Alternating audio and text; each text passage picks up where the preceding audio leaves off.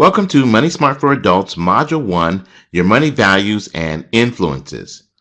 We're going to go through this instructor guide and highlight how you can facilitate this training. As in all other modules, it starts out here with a contents page, giving you all the information relating to this module listed by section and page number so that you know exactly where to find things here. Background information for instructors, as with other modules, is exactly the same. The training preparation checklist is to make sure that you have everything that's going to equip you to have a successful training. Materials you may need, as in other modules, this is a checklist of all that you're going to need to deliver the training, including the instructor guide, participant guide, PowerPoint slides. Now, regarding the participant guide, if it's a challenge for you to give copies to everyone in your training, please refer them to the online version or some other solutions that may be appropriate. Optional materials, such as the parking lot for questions and supplies for any optional introductory activity that you may be doing, should be on hand. Understanding the icons. These icons serve as visual prompts for facilitation tasks to do throughout the training. Seeing these icons throughout the instructor guide will help you to navigate the delivery of the training content. This section is the same for all the other modules in the Money Smart for Adults training, and you can reference them here as a refresher if you need to. The module purpose is to help participants understand their values and how they influence their financial decisions. This module also covers identifying values, why they're important, and how they influence financial decisions, discusses goals and why they're important in the short and long term, considers how goals are related to values, shares the SMART framework for setting goals, discusses factors including advertising that influence spending, and introduces strategies for controlling those influences. The module at a glance table. We estimate that you'll need 2 hours to cover the entire module, not including breaks or any optional introductory activities.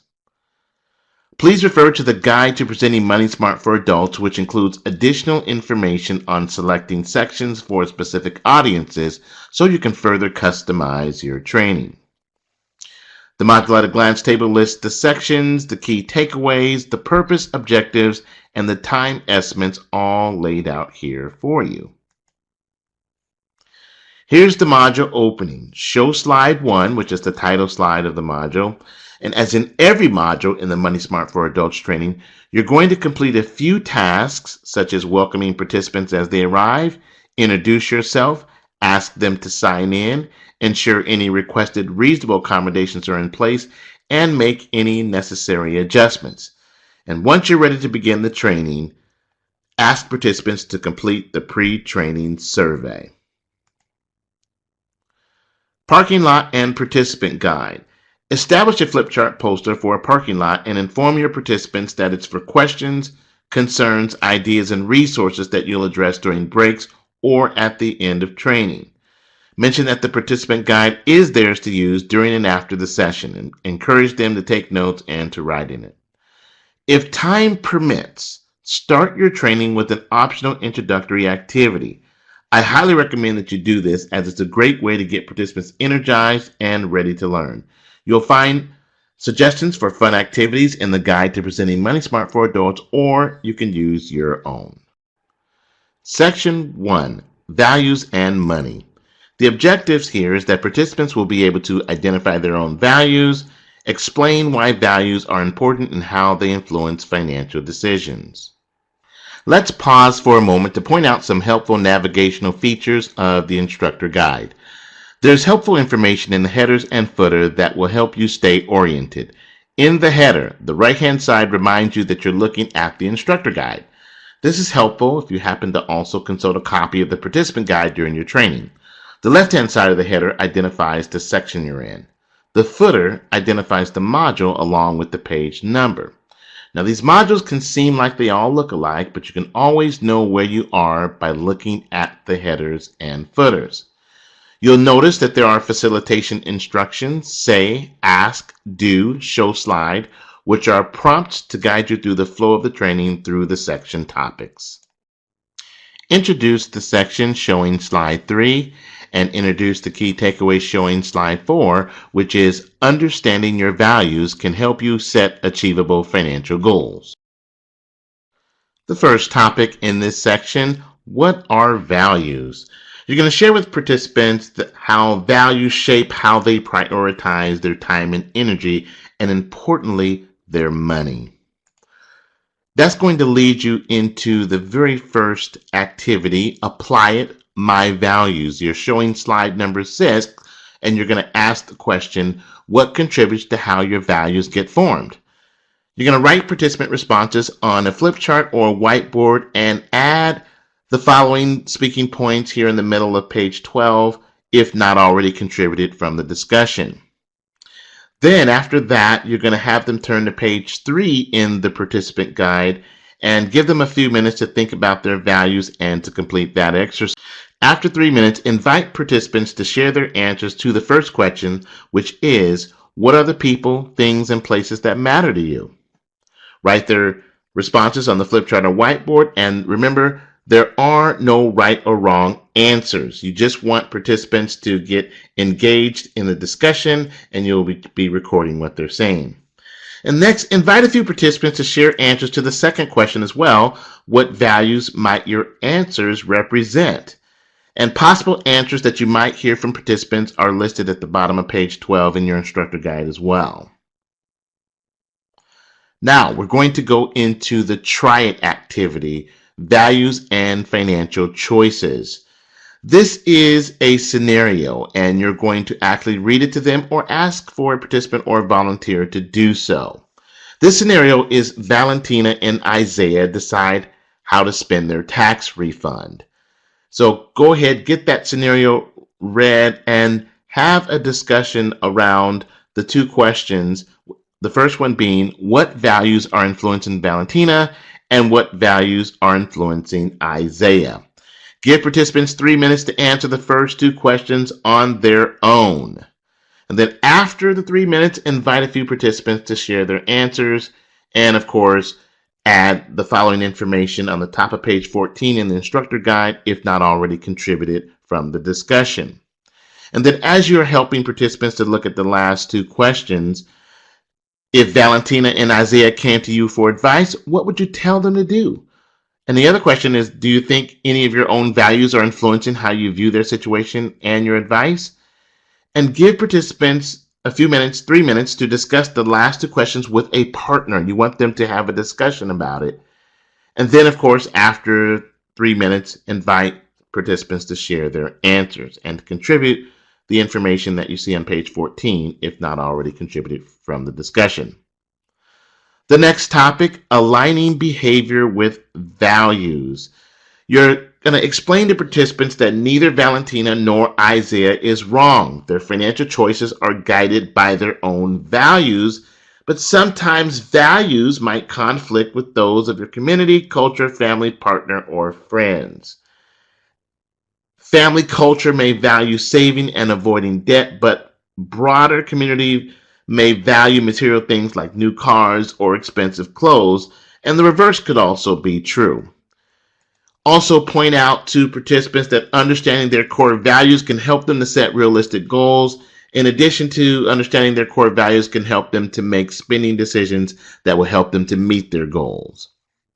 And you'll wrap up with the section closing, showing slide number 8, reiterating what we said before was understanding your values can help you set achievable financial goals. Section 2, goals and money. The objectives here, participants will be able to know how goals are related to financial decisions and set goals using the SMART framework. You'll introduce the section with showing slide number 9 and the key takeaway slide 10, which is setting SMART goals helps you achieve your hopes and dreams for the future by providing a realistic plan to follow. The first topic in this section, what are goals? You're going to help participants to answer this question by having a discussion about what kind of future they want for themselves and their family. Emphasize that goals are their desired results, and setting goals helps them to prioritize how they use their money so that it goes towards what matters most to them. And setting goals can also help them to measure and track their progress towards achieving their hopes and dreams. As a matter of fact, you're going to help them to set a goal based on their hopes and dreams. As goals could be short term, that could take just a week, a month, or a few months to reach. They may also have longer term goals that may take many months or even years to reach, and that's okay. We just want them to get into the practice of actually writing a goal so that they can see exactly what it is and how the steps that they need to take to actually complete it. Our next topic is setting SMART goals. You'll show slide number 12, and this is the framework for the acronym SMART. Specific, measurable, action-oriented, reachable, and time-bound. Slide number 13 describes each of the element of the SMART framework, and you'll see the speaking points in the instructor guide on page 18 and on the top of page 19. And then you're going to give them an opportunity to try writing a SMART goal with the activity. And so we have a scenario here, and you're going to actually read it or ask for a volunteer or participant to do so. And this is Maria sets SMART goals. Now, this particular scenario requires a little bit of math, and so it is highly recommended that you actually write the calculation from the scenario on a flip chart or whiteboard. Seeing calculations in writing helps many participants understand them. So do that, make it clear right in front of them so everyone can see it and get exactly what the calculation means. Then you're going to give participants 3 minutes to complete the table below the scenario and write a SMART goal for Maria. And once they do that, you're going to ask a question that who would like to share the SMART goal that they wrote for Maria. You can see that a sample answer is, I will pick up extra shifts so I can save $20 each week between now and the end of August to pay for school supplies for my kids. So you'll give participants an opportunity to share whatever they wrote and have a discussion around that, because that's going to lead into the next activity, which is apply it, my SMART goals. Showing slide number 15, you're going to tell participants now that it's time to apply this to their own life.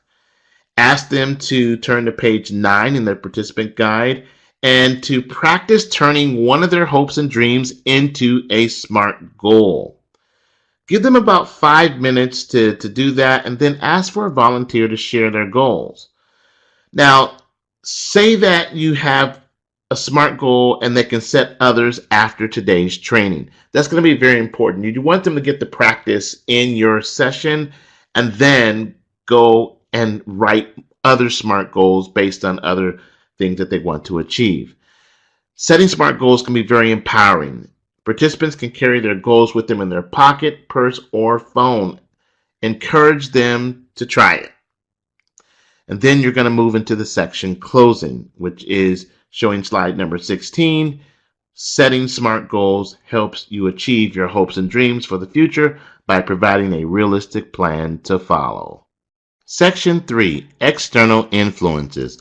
Objectives: participants will be able to list external factors that influence spending and list strategies for controlling those influences. You'll introduce the section with slide 17 and then the key takeaway, slide 18, which is external influences impact financial choices. Use strategies to stay focused on your goals. The first topic in this section, influences on choices about money. And you'll be introducing the 4 external factors that come up that really gives participants messages that are so widespread that they don't even realize that they're influencing their decisions. And so you want to give them an opportunity to understand what this is about. And so slide 20 goes into how influences can be productive or unproductive. And you'll make that distinction so that participants understand that productive, which are those messages that help them to achieve their goals, and unproductive, which are messages that could possibly get in their way, which makes it harder for them to achieve their goals. So that's going to actually segue into an activity, which is a carousel activity that you're going to do. And you're going to engage participants here and generate lots of information. You're going to take all four of those topics and place each one on its own flip chart and post it around the room. The participants are going to rotate in groups from one topic to the next, adding ideas to those already generated by other groups. And this activity is actually ideal for 4 to 20 participants. Now, if you have more than 20 participants, consider dividing the group into two and having each half do this activity independently. So obviously you'll need to create 2 duplicate sets of papers or whiteboards to make that happen. Now, if you have fewer than 4 participants, you can turn this activity into a group brainstorming session. And of course, if it's difficult for participants to navigate the room, or if you have a small room, consider adapting this activity by rotating the papers from table to table rather than rotating the groups of participants. Again, make it very easy and accessible for everyone in the room to participate. So you're going to display the 4 flip charts, pieces of paper, and whiteboards in the room. Write a different topic on each one: advertisements, media, celebrities, peers, and friends. Divide the group into 4 smaller groups and assign each group with a topic to start. You're going to show slide number 21 and say the speaking points that are listed here, which is giving them the instructions on how to do this carousel activity. You want participants to think broadly about the different types of external influences. For example, some of their friends value being thrifty and always trying to fix something that's broken rather than buying a replacement. For the peers friends topic, they might write fix it, don't toss it, or thriftiness. So the point here is to help participants to really think about all these things related to each of the 4 topics. Now, it's important to remember that we all come from different families, cultures, and communities, and the messages that we receive will look really differently for us all. So there are no right or wrong answers here because it's so personal. Make sure to give each group 2 minutes for each topic and then have them rotate to the next one. Now, get them going on the first topic and keep time. And then, of course, once you're done with that, you want to ask a question on page 25 in the instructor guide that says, ask, did any ideas or messages surprise you? Which are generally productive, helping people achieve goals, and which are generally unproductive, getting in the way of achieving goals. So that's going to be good discussion in the room so that participants can really get a broad view and also hear what their peers are saying as a result of thinking about these external influences. And remind them that they can take notes on pages 10 and 11 in the participant guide. The next topic in this section, social pressure and advertising. Showing slide number 22, you're going to ask the question, how many of your participants have wanted something that someone you know or a celebrity you admire has, maybe their clothes, a vacation, more spending money? That is going to kick off the discussion around social pressure. And you want to say, using the bullet points that you see in the bottom of page 25 in the instructor guide, that advertising basically is a result of companies spending billions of dollars a year to make us want things and influence how we use our money. And that we're all influenced by advertisements and what we see, often in ways that we aren't aware of consciously. So you want to have this discussion with the participants so that they can get that they're being influenced every single day. So what we want to do now is go into an activity to kind of really bring this together. Strategies for staying focused on your goals. You're going to display 2 pieces of paper or divide a whiteboard into 2 sections and label one side block and the other side resist. And you're going to ask participants what are strategies that they've used or could use to block unproductive messages and external influences, and what strategies have they used or could use to resist spending money on things outside of their spending and saving plan. And then you're going to write the responses under either the block or the resist headings, depending upon where each response fits best. And consider getting participant input on whether specific responses belong under block or resist. Then moving to slide 22, you're going to begin to share ideas for staying focused on their goals from the list below. Now, there are 4 different ideas here that you're going to share with them so that we can have a good discussion on it. The first one being recognize the tactics advertisers use to influence you to spend money so you can avoid them. The next one, notice when and where you're tempted to make an impulse purchase. Then set yourself up for success by controlling your environment. And then there's a mantra here that I think is really awesome. If it's not on the list, it doesn't exist. So have a little fun with that and maybe have them to think about a mantra that they want to use to keep them focused on their spending. And then building a pause. That is another awesome one where they actually force themselves to pause so they can make sure that it's not just an impulse, but it's something that they might really need. And there's an example there in the instructor guide that you can share with participants. Then showing slide number 24, there are more strategies for staying focused on their goals, talking themselves out of it, calculating how many hours or days of work an item is worth.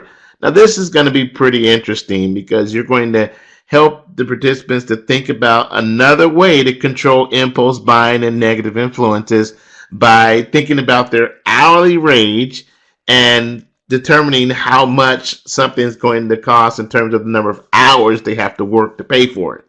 And you'll be giving them the cost of the item divided by the hourly wage, and so that gives them the number of hours. Really cool exercise, and I believe that a lot of people are going to get a lot out of it. And so make sure that you demonstrate that as you're having this discussion. And then move into the applied activity, staying focused on my goals. And then you're going to give them 5 minutes to answer the questions in the applied to start making plans for staying focused on their goals. And you'll see the questions here on top of page 30 in the instructor guide. And you'll notice here that these are strategies that were already discussed during the training.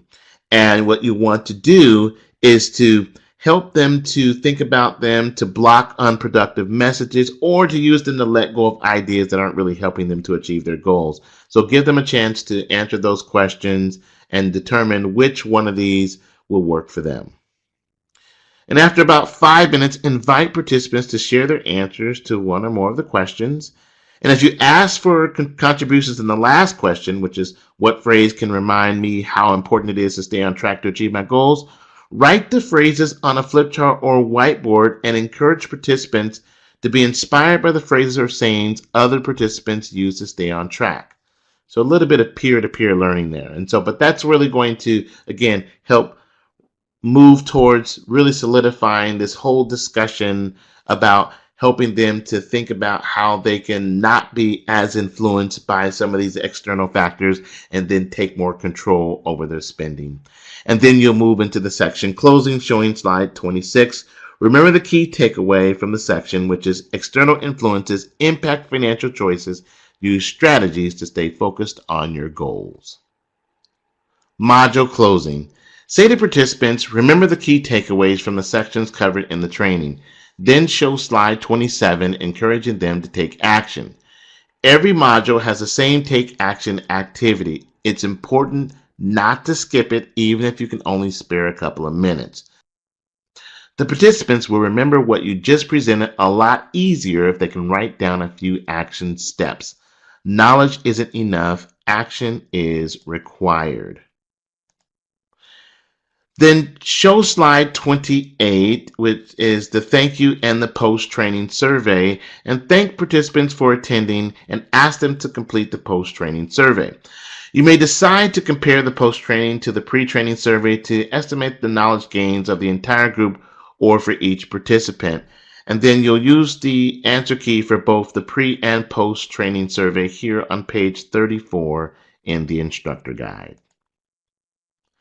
You see here where this module is highlighted and listed among the other modules in the training. And this will conclude our overview and highlights of the instructor guide for Money Smart for Adults, Module 1, your money values and influences.